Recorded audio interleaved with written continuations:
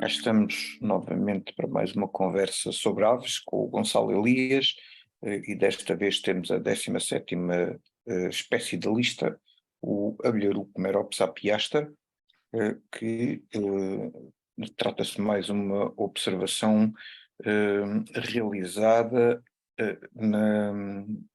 em Setil. Não, Exato, no Setil. Eu costumo dizer no Setil, acho que tem artigo. Ora, o exato. Setil, isto para quem não ouviu os episódios anteriores, o Setil é um lugar de pequena dimensão que fica ali perto do Cartacho, entre a Zambuja e o Cartacho. É enfim, um lugar que tem relevância ferroviária por ter lá uma estação e não ferroviário, mas em termos ornitológicos foi um lugar onde eu fui mais do que uma vez, porque nesta altura, em 1988, eu não tinha carro, nem carta tinha, e portanto, se eu queria ir ver aves fora de Lisboa, que era onde eu morava, tinha que ir de transportes públicos. Então, meti-me no comboio para ir até ao Setil, onde eu já tinha ido anteriormente, e nesse dia registrei a cegonha branca, foi a minha primeira espécie nova nesse dia, e depois, já não me recordo exatamente se a cegonha estava ao pé da estação, onde é que foi, não fixei isso. O que eu me recordo é que depois de sair da estação, aquilo fica assim no meio do nada, portanto não há ali grande movimento, é um sítio sossegado, ou pelo menos nessa altura era, e eu comecei lá a andar por uma estradinha, e uma estradinha que ia para ir na direção do Cartacho, mas era uma estrada que saía ali da estação, e de repente começo a olhar, eu na altura já levava os binóculos naturalmente, e nessa altura olho para as árvores, vejo ali uns pássaros a voar, umas aves, melhor dizendo, e que pousaram, e até que eu vejo, de repente aparece assim à minha frente um lindíssimo abelharuco. Eu não fazia ideia que isto existia cá. É claro que eu tinha o guia, eu já referi anteriormente, tinha o guia do Roger Peterson, que era o guia que se usava na altura, mas eu, nesta fase muito inicial, eu ainda não tinha muito bem a noção das espécies que podia ver. É certo que o guia tinha os desenhos e tinha os mapas, mas ainda não tinha estudado aquilo bem, e portanto, embora teoricamente eu pudesse saber que havia cabirucos, foi uma coisa que eu não estava nada à espera. É preciso ver que em 88 havia muito menos informação, hoje em dia toda a gente sabe que há cabirucos. Nessa altura não era assim, de modo que eu quando me aparece ali um abelharuco, já não sei se era um, se eram mais, já não me recordo, mas quando aparece um abelharuco à frente, eu de repente fiquei assim, muito entusiasmado, porque realmente é um bicho bonito, e sobretudo quando a pessoa não está à espera. Se a pessoa está à espera e vai procurar abelharucos, o bicho não deixa de ser bonito, mas não há aquele efeito de surpresa. Aqui foi a surpresa total. O que é verdade é que eu fiquei tão entusiasmado com esta observação, que eu nesse dia, quando cheguei a Lisboa, referi ao meu tio. Eu tinha começado, como eu já contei em episódios anteriores, eu comecei a ver aves com o meu tio, em meados da década de 80. O meu tio já anotava no livro as espécies que tinha visto, e eu nunca tinha anotado nada, até que no final de 87 comecei a anotar.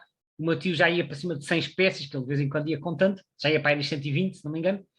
Eu comecei a minha lista, e então nesse dia que vi o abelharuco, telefonei ao meu tio, para lhe dizer que tinha visto um abelharuco, porque tal foi a excitação, não é? E eu telefonei-lhe, e ele já conhecia o abelharuco, naturalmente, e eu contei-lhe do abelharuco e contei-lhe das outras observações que tinha feito, e contei-lhe, já tenho 19 espécies. Eu sei que isto é a 17ª espécie, mas não há aqui nenhum engano de contagem.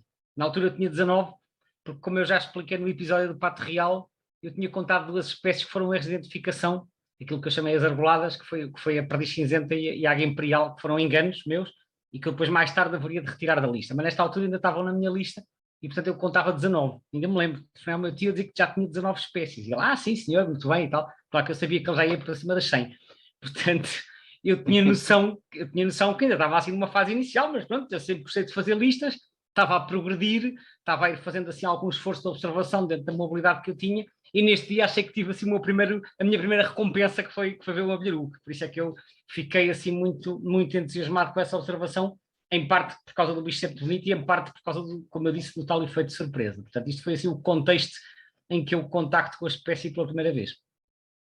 É daquelas espécies que, por muito mais que nós as observemos, é sempre bem-vinda de novo. Realmente ela é muito bonita, é muito colorida, das espécies mais coloridas da nossa avifauna, e também tem uma particularidade, que também tem um canto muito sui generis, também permite a identificação, que eles gostam muito de vocalizar em voo, não é verdade? Sim. Na altura eu ainda não conhecia as vocalizações, já tinha identificado 2 ou 3 espécies pelos sons, como referi anteriormente, mas eu ainda não tinha conhecimento. Neste caso, a identificação foi sobretudo visual, E é claro que, pronto, como dizes, é um bicho que a gente não se cansa de ver, porque de cada vez que eles aparecem, até porque assim, além de ser um bicho bonito, é um bicho que não está cá o ano todo, porque quando o bicho está cá o ano todo, como acontece, sei lá, com os patos reais, que eu já falei anteriormente, por muito bonito que o bicho seja, a pessoa acaba por se habituar. Torna-se vulgar, não é? Torna-se vulgar, banal, não é? Ora, o abelharuco, apesar de não ser um bicho raro, porque é um bicho comum, a verdade é que eles chegam em abril, depois em agosto vão-se embora, portanto eles estão cá assim, grosso modo, 4 meses, quase 5, depois vão-se embora e depois há o regresso dos abelharucos, tal como chegam as restantes aves migradoras, e portanto é sempre assim um momento de agrado quando nós voltamos a ver os primeiros abelharucos em cada ano.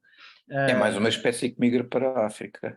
É uma espécie que migra para a África, é aquilo que nós chamamos um migrador transsaariano na medida em que não é apenas migrador, é migrador, atravessa o deserto do Saara e vai invernar nas regiões tropicais, portanto, nas latitudes ali da faixa equatorial, neste caso da África Ocidental e Central, essencialmente. Portanto, eles começam a chegar os primeiros em finais de março, normalmente em cada ano os primeiros de todos aparecem em finais de março, mas a maioria das chegadas dá-se durante o mês de abril.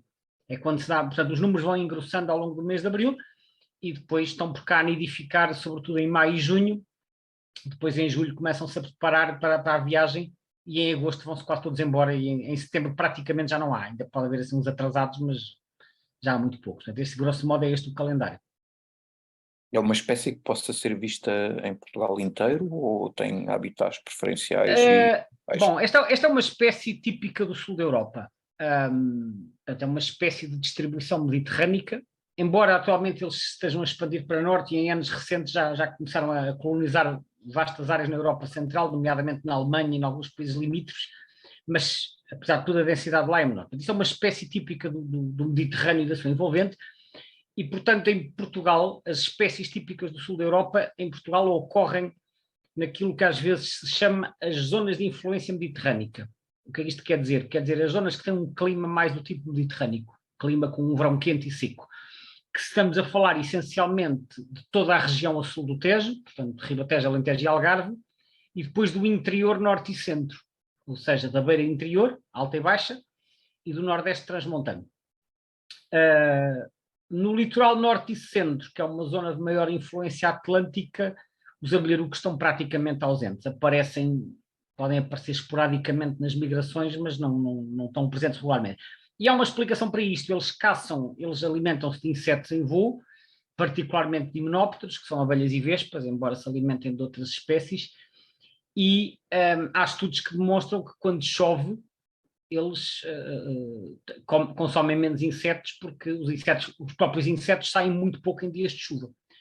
E, portanto, isto significa que em sítios onde chova muito, onde chova mais durante a primavera e o verão, os abelharucos têm menos hipótese de conseguir bastante alimento que é necessário para alimentar as crias. Ora, o noroeste do país, portanto, o Minho, Douro Litoral e o Litoral Centro, embora também tenha um clima de verão relativamente quente, é uma zona mais chuvosa. E o mesmo acontece com a Galiza e com certas zonas do norte de Espanha. E, portanto, zonas mais chuvosas têm há menos facilidade de encontrar insetos em voo e, portanto, são zonas menos favoráveis para os abelharucos. Daí que eles sejam mais comuns quanto mais andamos para o interior e quanto mais andamos para sul. Portanto, digamos que é uma ave que, pelo tipo de alimentação que faz, é uma ave que precisa de bom tempo. Podemos pôr as coisas desta maneira.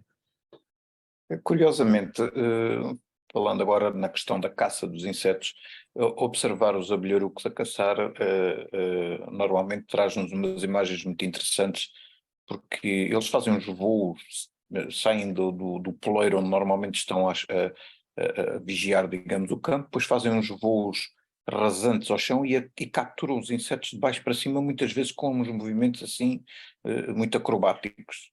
Sim, é verdade, eles são muito acrobáticos na forma de capturar as suas presas, portanto, muitas vezes estão ali a fazer caça à espera, estão pousados nos fios, mas também muitas vezes estão a voar para trás e para a frente, possivelmente a perseguir presas ou em zonas onde haja muitas presas a voar. Portanto, eu penso que eles praticam os dois tipos de caça, daquilo que eu tenho observado.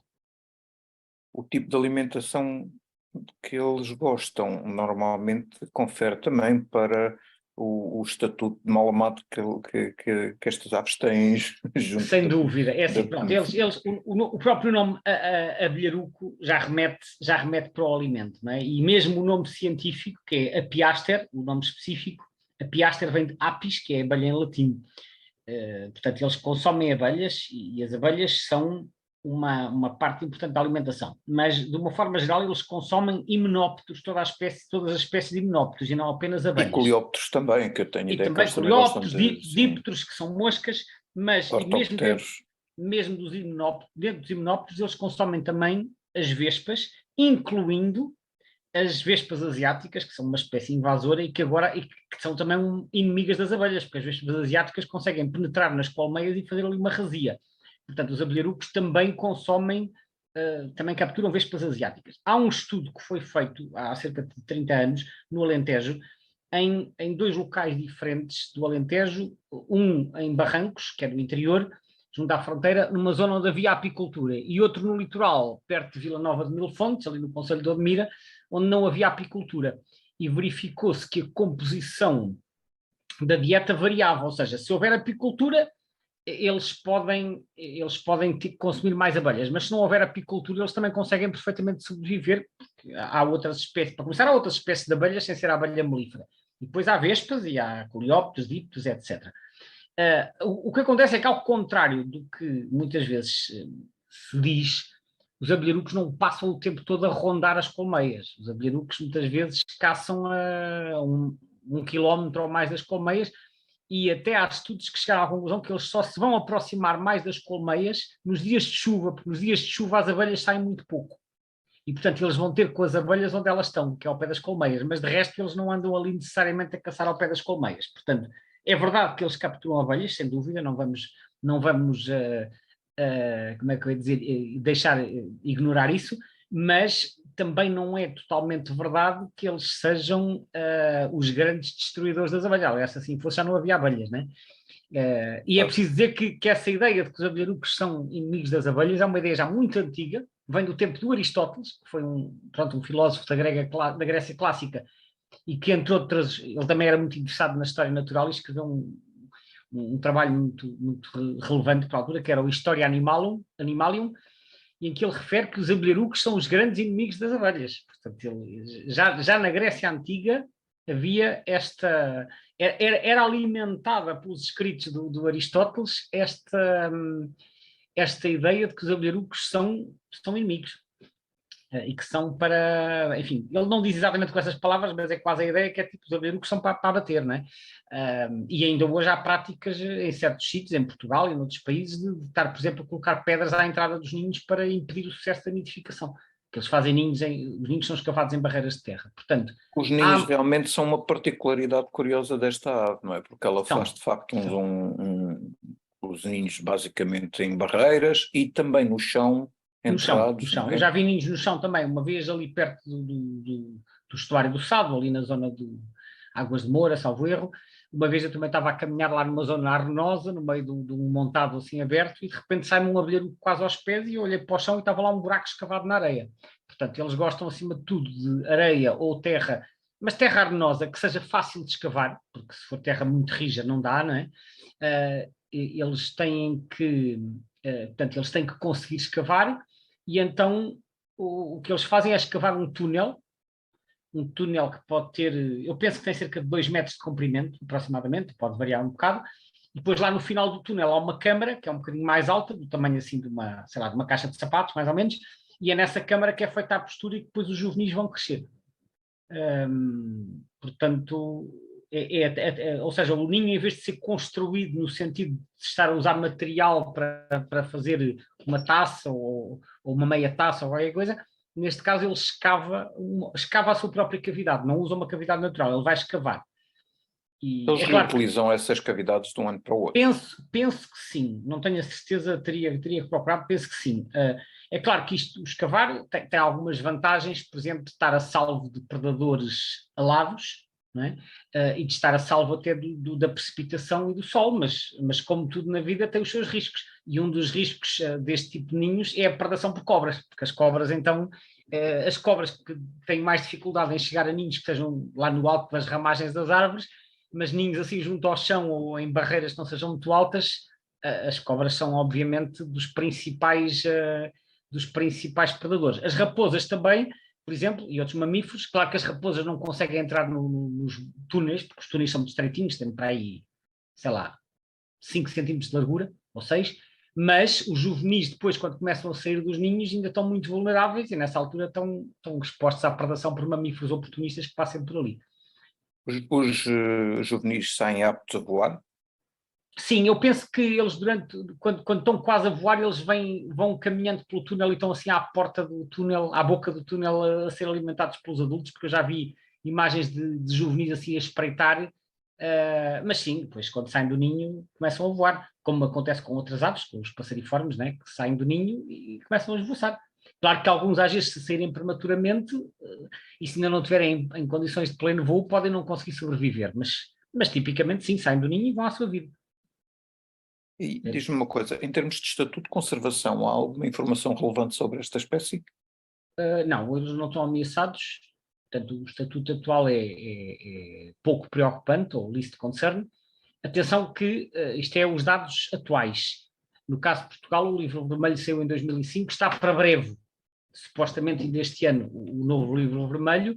O que se diz é que o abelharuco está a diminuir bastante em Portugal. Eu não tenho dados quantitativos, mas a ideia que eu tenho é que já não vejo colónias tão grandes como costumava ver. E em Espanha também há dados que apontam nesse sentido, ou seja, que as colónias se fragmentaram um bocado, apesar deles terem expandido geograficamente, mas já não há grupos tão grandes. Portanto, eu penso que, de acordo com os dados que eu tenho, que não são muitos em termos quantitativos, a ideia que eu tenho é que a diminuição não se deu tanto em termos de geografia, mas sim em termos populacionais. E, portanto, como há uma diminuição em Portugal, eu não sei porque não estou ligado à equipa que está a fazer esse trabalho, mas eu não sei se o novo livro vermelho vai manter o estatuto pouco preocupante ou se vai, por exemplo, aumentar para o nível de transição que é o quase ameaçado.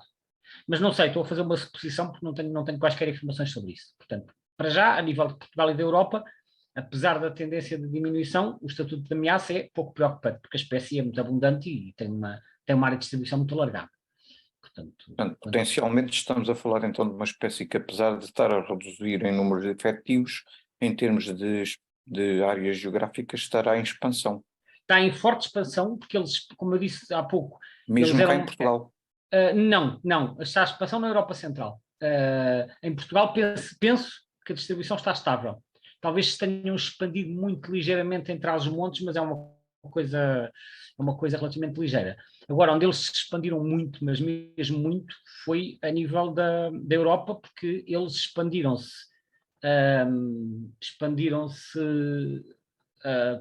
em grande parte na Alemanha. Portanto, na Alemanha a expansão foi brutal e seguiram por aí acima. Aliás, chegaram até à Dinamarca e até acho que já há alguns casos de identificação no Reino Unido também. Depois expandiram-se para vários países de leste, em particular para a Polónia, e chegaram aos países bálticos.